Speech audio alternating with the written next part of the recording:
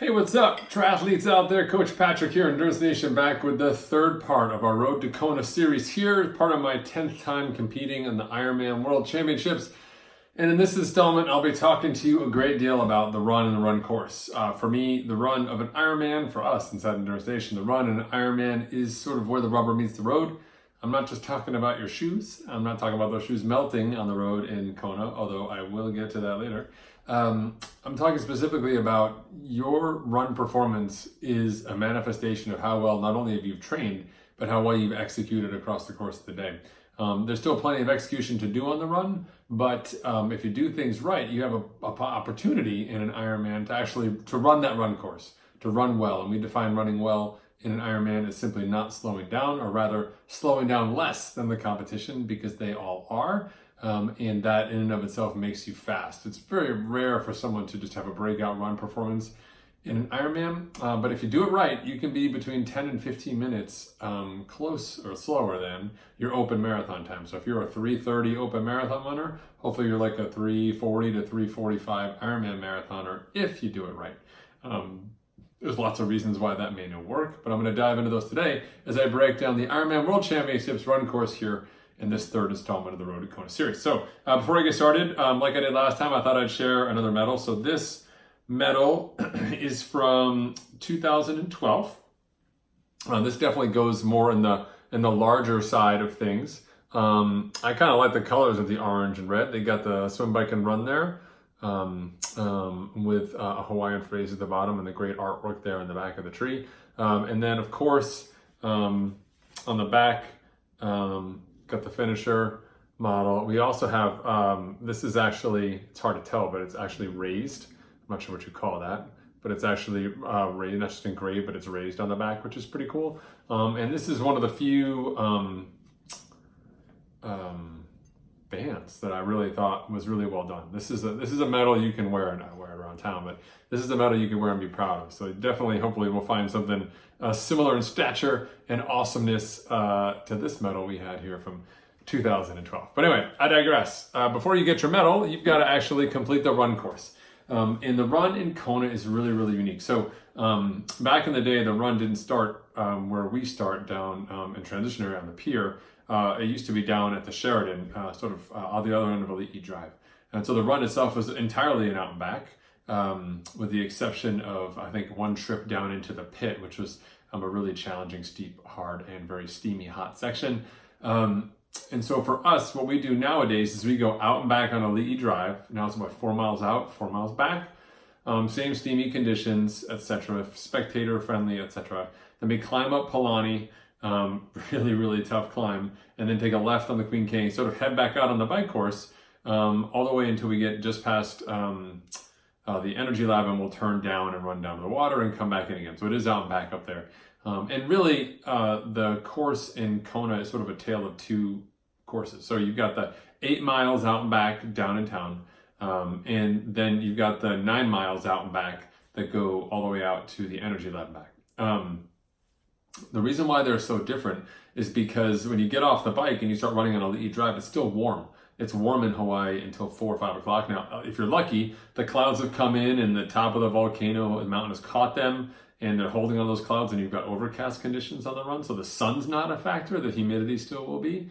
But those first 8 miles out and back are really hard on Elite Drive for a couple reasons. One, because of the humidity is just so high, it's really hard to breathe. This air quality just seems really low, and it's like almost a strain to get it in. Two, you're trying to reconcile just how awful you feel on that bike with the thought of running a marathon, which you thought you'd overcome when you raced before, but you go through the whole process anew here in Kona because that bike course is just so hard.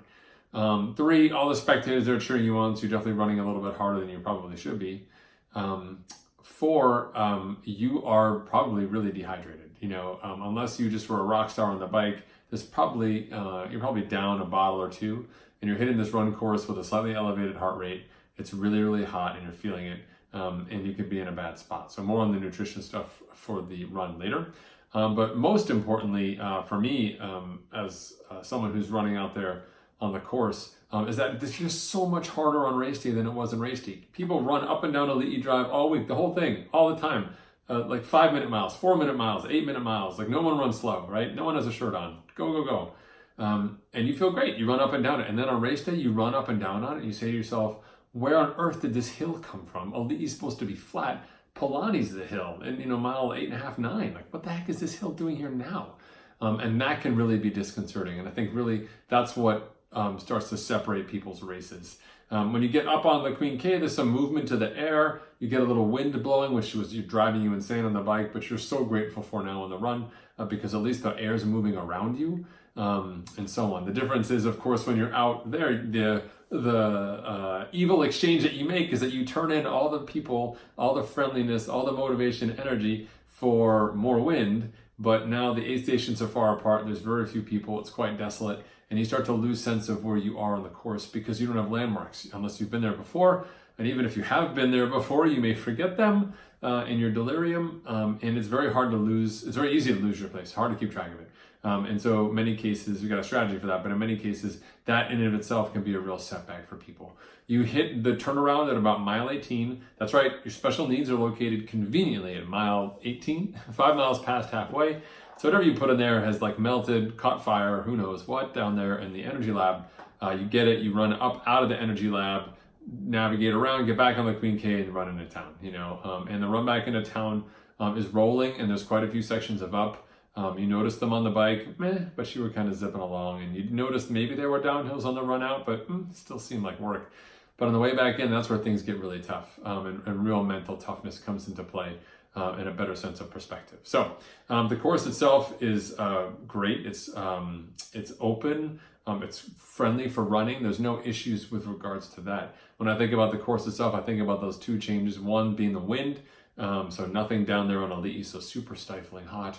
And then a little bit more up on the Queen K, except for the energy lab when you go back down the water. And then also the people, the sort of like lots of energy down on Ali'i Drive, people waving, people with hoses, friends, family shouting, saying your name on your bib or saying your actual name because they know you or your kit, to being up on the Queen K where there's just really nobody there. There used to be more people, but they stopped letting coaches and spectators out beyond a certain point on the Queen K because they started to sort of interfere with the race and started influencing the results. So you can't really get out there anymore. There will be people biking depending on what time you're there on the first lap. And then the second time through, for the later people, when they're coming back into town, it can be dark. And I mean, when we say desolate, I mean, there's just nothing out there, right? Like they've got big restrictions on the island with regards to lights.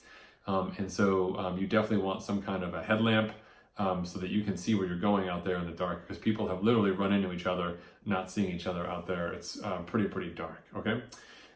So what does this mean for your day in terms of execution and for pacing? Hold on.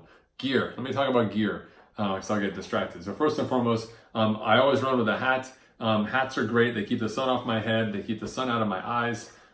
They hold ice. So I go to the aid station and I put a cup of ice in here, bend over, hat goes on my head. I get the ice on top of my head. A huge part of being successful in Kona is staying cool. So ice in the hat makes a big difference.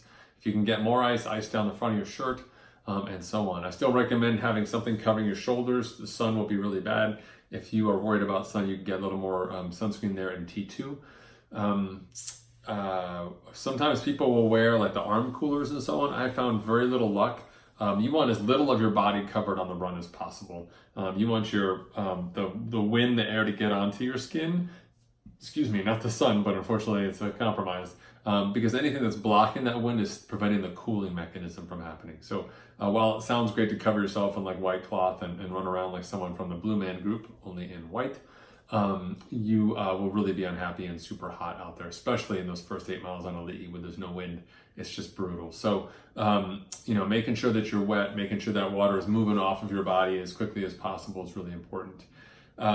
Some people wear, in terms of the shoe stuff, most people go with sort of like a minimalist type shoe. That's fine. Your goal on Ali'i Drive is to try and minimize the water getting into the shoe. So I don't like people squirting me down there. I don't ask for it, but I will bend over and get myself wet in the transition areas. Some people go so far as to drill some holes in the bottom of their shoes to let the water out. But I find that if you run through a puddle, then the water comes in as well. It's not a one-way valve. And so that really hasn't helped me at all. I do put on socks here. I don't ride with socks. I don't ride with socks when I'm out there. but I will run with socks when I'm there as well. So I do want to avoid getting blisters or anything like that. I do run with a fuel belt. So I've got something that holds some salt water around my waist and additional calories as I need them. And it also has the added benefit of retaining some of the ice that I put in my shirt. It doesn't just fall out. So I have that as well. And really those 8 miles on Elite Drive are all about nutrition and fueling for me, trying to get some good baseline and being smart, because I know later on I will not be able to eat. So I've got to get it done on Elite Drive, as I manage the terrain and so on. Once I hit Palani and I start going up Palani, I almost always have to walk Palani because my heart rate just goes into like you're running a 5K mode because it's so steep at that time of day. So I power walk it and then get back to running at the top. Really got to be mindful of your heart rate there. Okay, so that's kind of the gear stuff. Special needs out there, like I said, lights for some people, extra food for some people, something special, whatever you want. It's too far gone to be something where you can get something and it's going to have a material impact on your day, but emotionally it could be big. That's kind of nice to have something in the bag as well as you think about it. Okay, so from an execution standpoint, when you get off the bike and start heading out on the run, your first order of business is hit that first aid station inside transition. Before you run out of transition, there's an aid station there. Last year, I ran right by it. I had to go back. I was like, wait, you're the aid station I tell everyone about. So go back, get yourself covered in water, get ice in your hat, drink some Gatorade, whatever. It's not a full, amazing buffet style aid station, but it's your fluids for the first 1.1 or 1.2 miles. If you skip that stop, you don't have anything until you're out past, Huggos, climbing up to where the construction site is on the island there. It's been there forever, just, the chain link fence around it.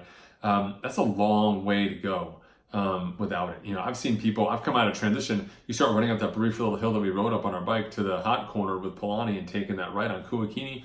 I've seen people cracking there. They've been running for less than 30 seconds and they are like red in the face, red as this shirt, cracked right there, So really want to be smart about making sure you hit that first aid station. And all those aid stations on Elite are about getting wet, getting in the hydration you can, etc. Super important. We try and keep our heart rate on the first couple miles of the run similar to what we had on the bike. And what we're trying to do here is avoid heat accumulation. Super important. It's easy if you're running too hard or running the wattage you want or the pace that you want to get your heart rate up into a place your body's just absorbing this heat from the road and from the island that you can't get rid of it without walking and stopping. It's going to shut you down. It's going to cause a problem later. So really in those first 8 miles, it's all about defense, nutrition, and smart pacing. Like run when you can, run when you feel good, but there's no forcing anything in those first 8 miles. There's plenty of work to be done later on in the day when you're out there. Especially when you do come back in, I want to say about mile 6 on the way back in, there's a pretty decent climb. You need to be really smart on those couple key sections. There's an aid station in that mile 6 climb in the middle where you can stop there for a second, catch your breath, let your heart rate come down, get wet again. This aid station is important because it's preparing you for Palani in 2 miles when you go back in. So you want to hit that aid station and do it right. The Palani climb has an aid station in the middle as you kind of cross through the shopping plaza. Great place to also get wet again and just kind of catch your breath, do whatever you can.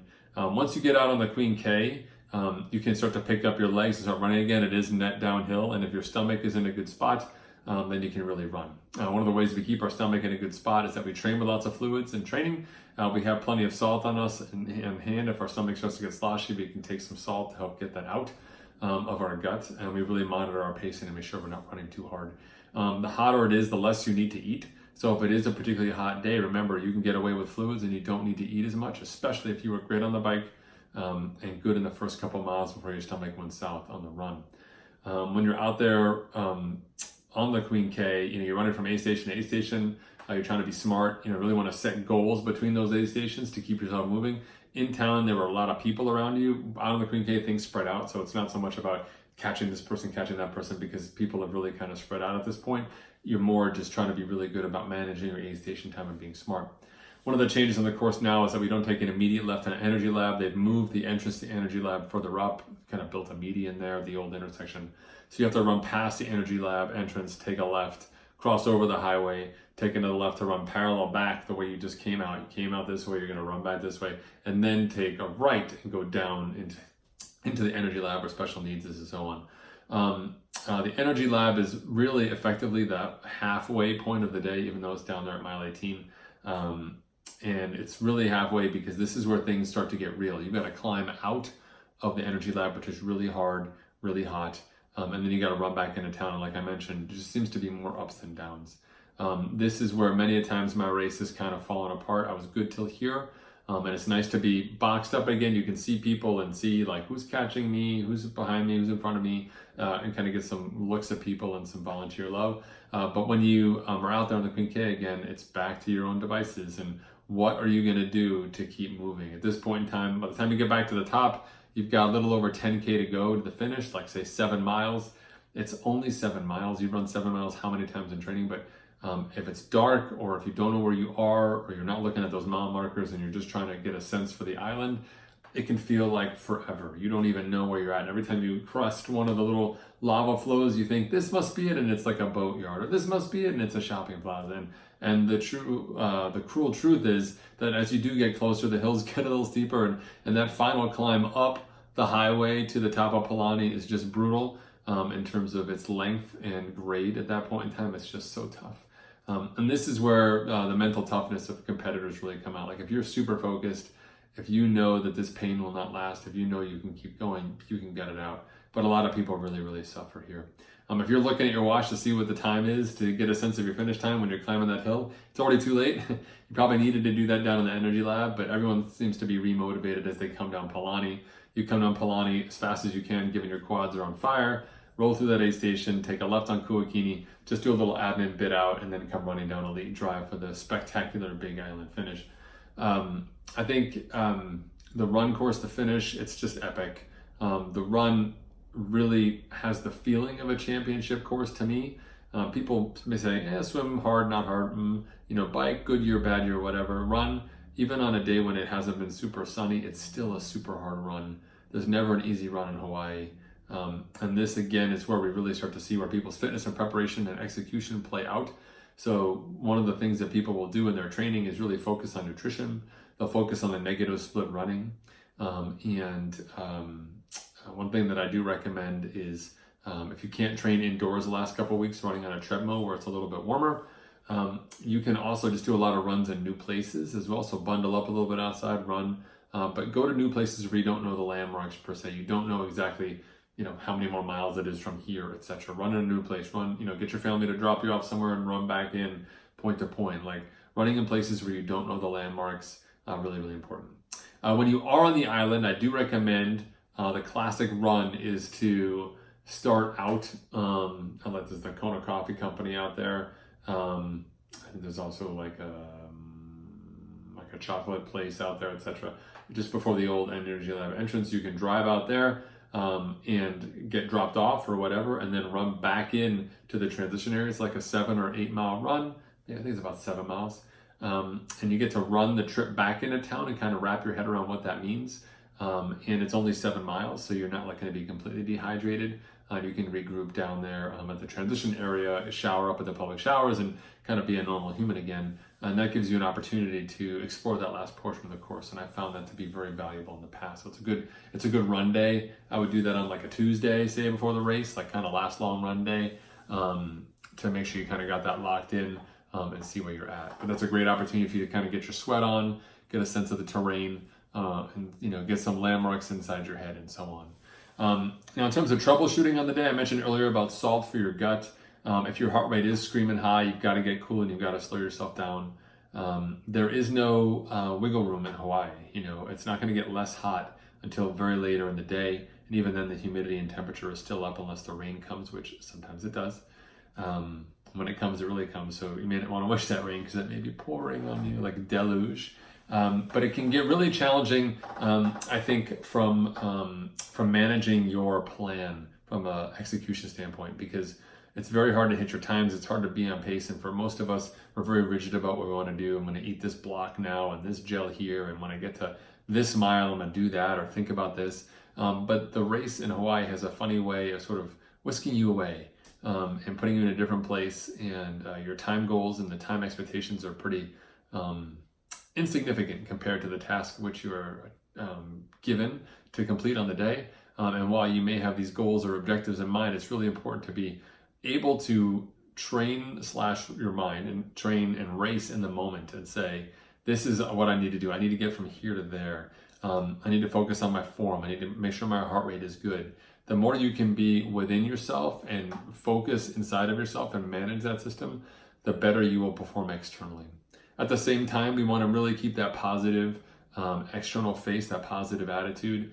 I truly believe of all the places where karma manifests itself, the Big Island is the biggest of all for our sport. And so sharing love with the volunteers, with the other racers, makes a big difference. You can easily go the whole marathon and not say a word. You don't even know if half the people around you speak English for the heck, but you can still make friends, still have fun. Some of my funniest Ironman Hawaii stories are from the run in Kona, and just total desolation. I remember one year, a quick anecdote I'll share with you. I'd come out of the energy lab and I was really hurting nutritionally, and I was feeling sick. And so every time I started running, I would feel sick. So I was like, I think I'm gonna throw up, I better walk.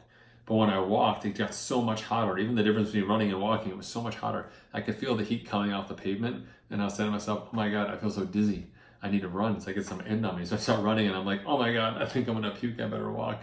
And I just went through this process for like 30 minutes until it finally passed and I was able to get back to running and go in. But I had put myself in a position by overexerting early, by over drinking, overeating later, that I couldn't achieve my goals because I just needed to slow down and let my body process everything that was in my gut. And that's a pretty common Kona story when you're out there. The sun will be pretty rough, so having a hat or a sunscreen will make a big difference for you. I mentioned earlier about the no arm sleeves or anything. The big thing is just making sure you can get wet, stay wet as much as you possibly can, and keep moving. The running, believe it or not, does make a difference. I mentioned it earlier, but if you can run, you get a little bit of a breeze in your body. It makes a big difference, keeping you cooler over the course of the day. We talk about the 4 keys of race execution inside Endurance Nation, and we talk a great deal about the one thing, the reason why you're going to keep going when things get tough. In Kona, you definitely need that. You need to be very focused on what it is you're here to achieve and what you're going to do.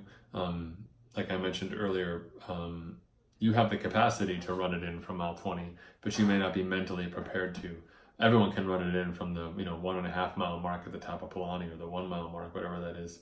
But the people who are running to that point are just a different breed. And the separation, the gap between those two is that mental focus and toughness, which is something you can work on in your training. You can work on in terms of planning, and you can test out on the day itself to see what you can do. Anything you can do to keep yourself running means the faster you can get to that finish line. I hope you enjoyed this breakdown of the running course. If you have questions for me, you can find me on Facebook, facebook.com/Endurance Nation. Fire away, I'll be happy to answer them. If you're going to be down there in the Big Island, I look forward to meeting you and seeing you out there. I'll be wearing red Endurance Nation stuff all over, so be sure to say hi. Give me a high five, or rather a high 10 years on the Big Island road to Kona. And I'll be back with my next episode with a discussion about sort of the mental focus. Let me see what I wrote down here, because I'm super good. I write all these things down. Yeah, all the mental stuff that kind of goes into being successful in the day. What does it look like? What does it take? What are the things that you can do to stay focused and be as successful as possible? There's a bunch of different elements that come into play in Kona that perhaps many of you have not dealt with in a long time, since you are here in Kona and you're an accomplished athlete. But it's important to be ready for them, for when they do come. They will be tough, they will be challenging, and you need to be ready. Until that next episode, thank you so much for tuning in, folks. This is Coach Patrick from Endurance Nation. I'll be back soon with another episode. Until then, be safe, be smart, have fun, go fast, and I'll see you online or at the races.